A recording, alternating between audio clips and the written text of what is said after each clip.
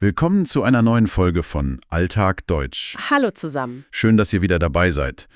Bis Tag 60, da haben wir ja gemeinsam das Niveau A2 abgeschlossen. Genau, und jetzt, da legen wir richtig los. Wir lernen weiter auf B1-Niveau, bis wir Tag 200 erreichen. Heute sind wir bei Tag 82, Teil 1. Und wie jeden Tag arbeiten wir mit 15 wichtigen Wörtern. Und zwar Wörter, die ihr im Job und im Arbeitsalltag wirklich braucht. Absolut. Und zu jeder B1-Lektion gibt es ja auch ein extra Fragevideo zur Mini-Story. Dort könnt ihr laut antworten und hört dann kurz danach die richtige Lösung. Das trainiert super das spontane Sprechen. Genau. Und für eine bessere Aussprache und mehr Sicherheit, da empfehlen wir euch auch heute wieder die Shadowing-Methode. Ja, ganz einfach. Satz hören, kurz stoppen, laut nachsprechen und dann weitermachen. Unser heutiges Thema ist Arbeitsplatz und Kollegen. Also, alles rund um Zusammenarbeit, Kommunikation im Büro und den ganz normalen Alltag bei der Arbeit. Bleibt unbedingt bis zum Ende dran. Denn da gibt es wieder unsere längere Mini-Story, in der alle neuen Wörter vorkommen. Fangen wir an. Legen wir los? Das erste Wort ist ein absoluter Klassiker im Büroalltag. Oh ja, Die Besprechung. kennt jeder, oder? Auf Englisch wäre das Meeting oder Discussion. Genau. Also das ist dieses formelle Treffen im Team, um über die Arbeit zu sprechen. Ein ganz typischer Satz wäre zum Beispiel: Die Besprechung fängt um 10 Uhr an und dauert eine Stunde. Okay.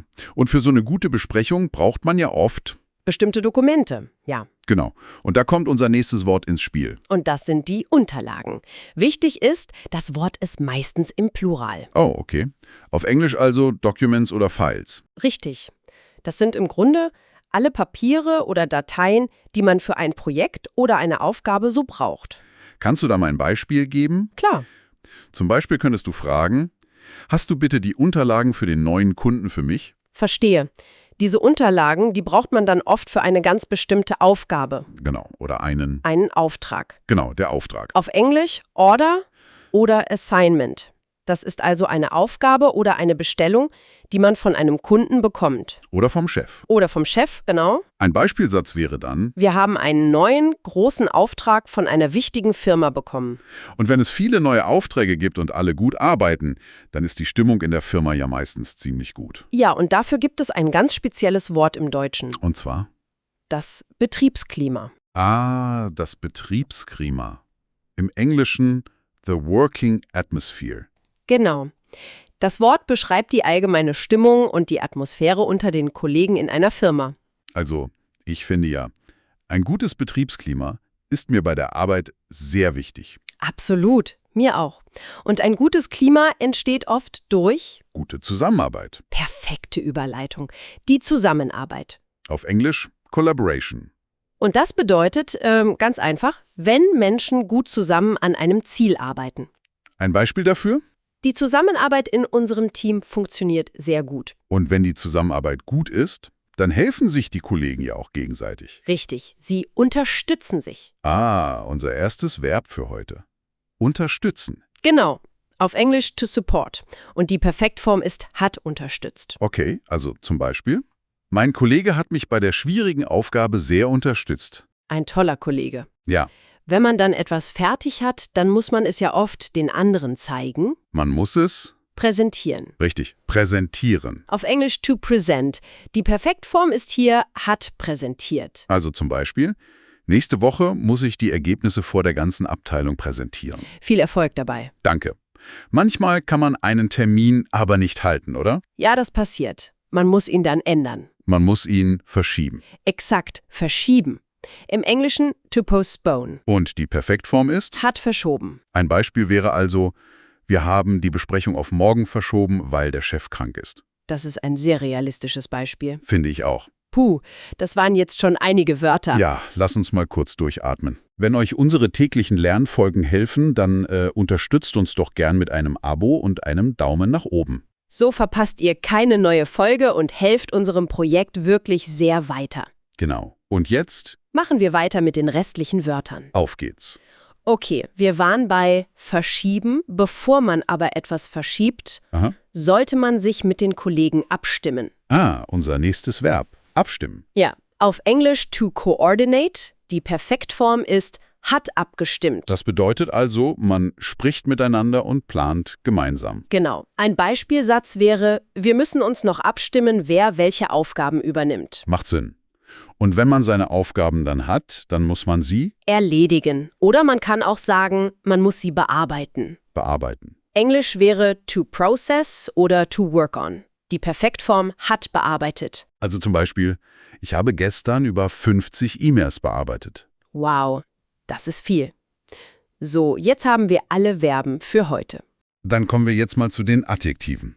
Genau. Wie kann man denn gut arbeiten? Wie sollte man sein? Man sollte zum Beispiel strukturiert sein. Sehr wichtig. Strukturiert. Auf Englisch structured.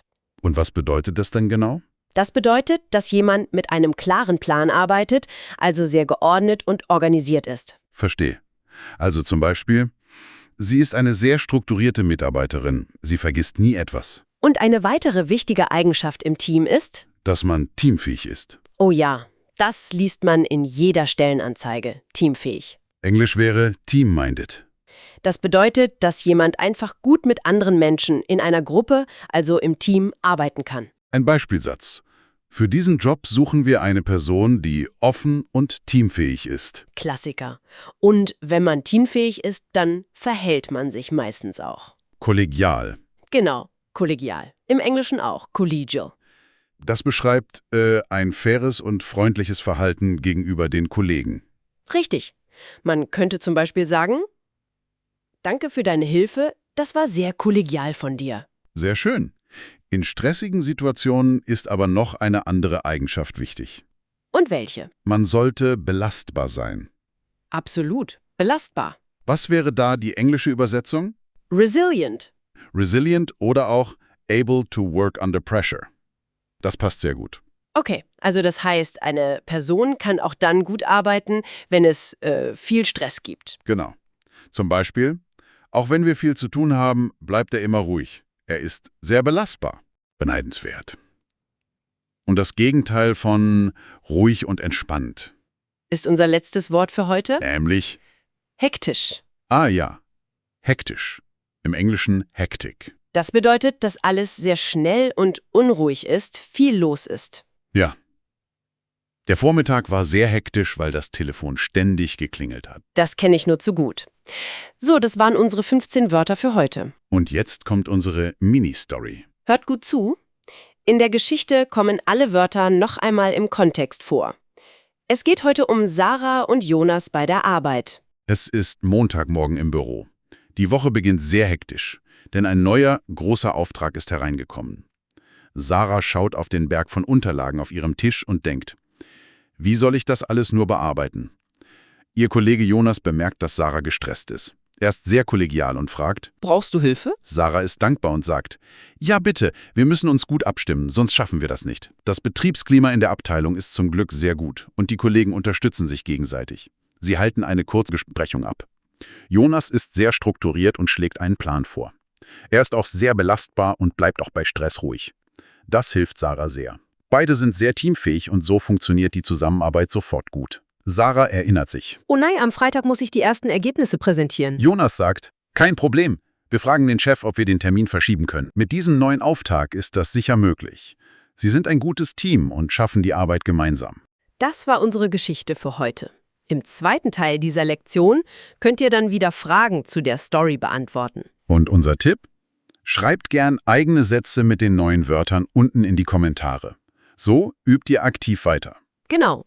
Und wenn euch diese Folge gefallen hat, dann abonniert den Kanal und klickt auf den Daumen nach oben, das hilft uns sehr. Und morgen geht es schon weiter mit dem Thema Reisen in Europa. Oh, ein sehr spannendes Thema. Seid unbedingt wieder dabei. Tschüss! Bis morgen.